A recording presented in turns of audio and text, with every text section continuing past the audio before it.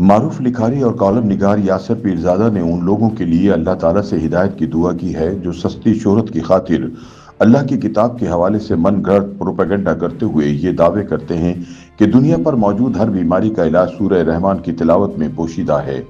روزنامہ جنگ کے لیے اپنی تازہ تحریر میں یاسر پیرزادہ کہتے ہیں کہ ایک صاحب ہیں جو MBBS ڈاکٹر ہیں، ان کا دعویٰ ہے کہ ہر بیماری کا علاج سورہ رحمان میں پوشیدہ ہے۔ موصوف فرماتے ہیں کہ آپ قاری باسط مصری کی آواز میں بغیر ترجمے کے سورہ رحمان 7 دن تک روزانہ 3 مرتبہ سنیں۔ اس دوران اپنے پاس آدھا گلاس پانی رکھ لیں، آنکھیں بند کر لیں ترجمے کے بغیر، اس لیے کہ کہیں آپ کا دھیان لفظوں کی طرف نہ چلا جائے۔ فوکس سورہ رحمان والے کی طرف ہونا چاہیے اور پھر اپنے دل میں جتنے پیار سے ہو سکے 3 بار اللہ اللہ اللہ کہیں اور اللہ کی خاطر سب کو معاف کر دیں۔ اگر 12 سال سے چھوٹے بچے کی ماں باپ اس طرح کی سورہ رحمان سن لیں تو ان کا آٹزم والا بچہ شفا یاب ہو جائے گا۔ اس کے علاوہ اگر ماں باپ اللہ کی مخلوق کو معاف کر دیں تو اللہ ان کے بچے کو معاف کرتے ہوئے ٹھیک کر دے گا۔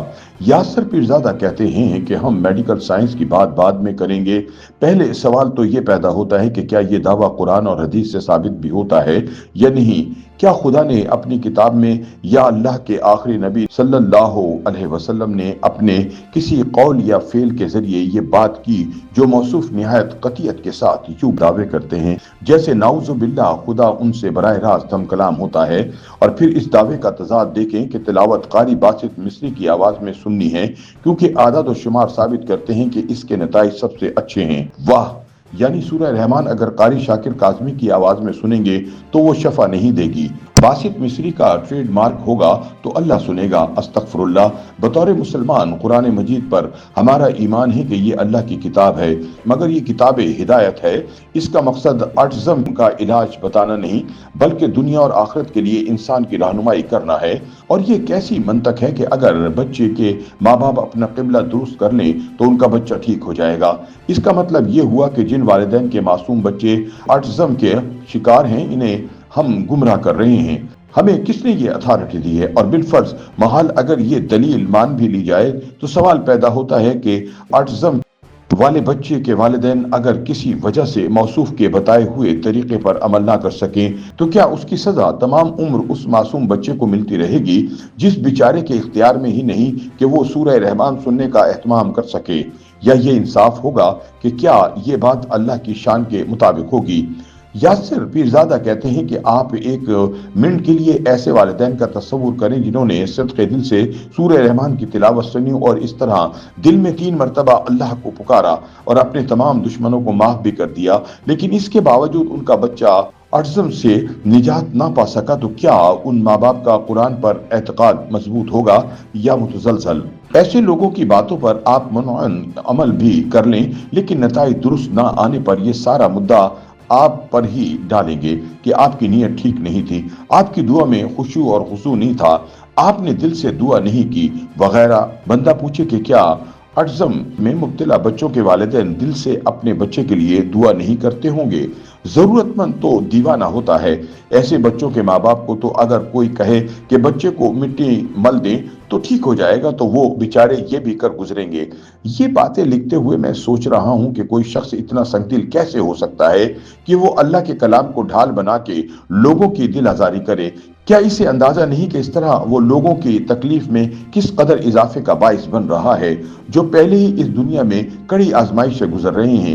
یہ کہنا کہ اگر بچے کے ماں باپ ٹھیک ہو جائیں اور وہ اللہ کی مخلوق کو معاف کر دیں تو اللہ ان کے بچے کو معافی دے دے گا، اس قدر سنگ دلانہ بات ہے کہ بے حس شخص بھی یہ بات نہیں کر سکتا۔ مگر یہ لوگ اتنے بے رحم ہیں کہ انہیں اپنی دکان چمکانے کے سوا اور کسی بات سے کوئی غرض نہیں۔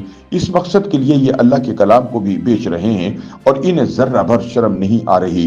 مجھے یہ بات لکھنی تو نہیں چاہیے مگر لکھنا ضروری ہے کہ خدا نخواستہ اگر ان کا بچہ ایسے کسی موذی مرض کا شکار ہو جائے تو پھر یہ لوگ جان ہاپکنس سے اس کا علاج کروائیں گے، کسی قاری باسط مصری سے دم نہیں کروائیں گے۔ यासिर पीरजादा कहते हैं कि अब कुछ बात मेडिकल साइंस की हो जाए। मौसूफ का यह भी दावा है कि सूरह रहमान की मदद से अज़म से निजात पाने वाले की वीडियोस इंटरनेट पर पड़ी हैं, जो कि नाकाबिल तरदीद हक़ाइक़ हैं। लेकिन मसला यह है कि इंटरनेट पर तो हर मजहब के पैरोकारों की ऐसी करोड़ों वीडियोस पड़ी हैं, हिंदुओं से लेकर मसीहों तक और बुत परस्तों से लेकर यहूदियों तक। हर कोई अपनी आयत, अश्लोक, मंत्र, पूजा, योगा और प्रार्थना से बीमारियों का इलाज मनी बैग गारंटी के साथ बता रहा है और इसका सबूत भी पेश कर रहा है। तो अब किस दावे पर यकीन करें और किसको रद्द करें? हार्ड डाटा इसे नहीं कहते, ये तमाम महज दावे हैं। अगर आज कोई हिंदू गीता की मदद से, कोई यहूदी तौरात पढ़कर या कोई मसीही इंजील मुकद्दस की तिलावत करके किसी शख्स की बीमारी दूर करने का दावा करे, चाहे वो मामूली सरदर्द ही क्यों ना हो, तो मेडिकल साइंस में भौचाल आ जाएगा। ऑटिज्म तो बहुत पेचीदा मर्ज है। अगर इसका इलाज यूं मुमकिन हो जाए तो ऐसे मालिज को तिब में नोबल इनाम दिया जाए। यासिर पीरजादा कहते हैं कि आमिर खान की मशहूर जमाना भारतीय फिल्म पीके के जाली स्वामी की तरह ये लोग भी रॉन्ग नंबर हैं जो दीन फरोशी का मकरू धंधा करते हैं। असल में ये दुनिया के सबसे कदीम धंधे में से एक है, फर्क सिर्फ इतना है कि उनका शोबा मुख्तलिफ है। YouTube पर गूगली न्यूज देखने के लिए youtube.com की सर्च बार में गूगली न्यूज टीवी टाइप करें। गूगली न्यूज के पेज पर सुर्ख रंग के सब्सक्रिप्शन वाले बटन पर क्लिक करना ना भूलिए। YouTube पेज पर अपलोड होने वाली वीडियोस से बाखबर रहने के लिए बेल आइकन पर क्लिक कीजिए। आपको हर नई वीडियो के बारे में नोटिफिकेशन मौसूल हो जाएगा।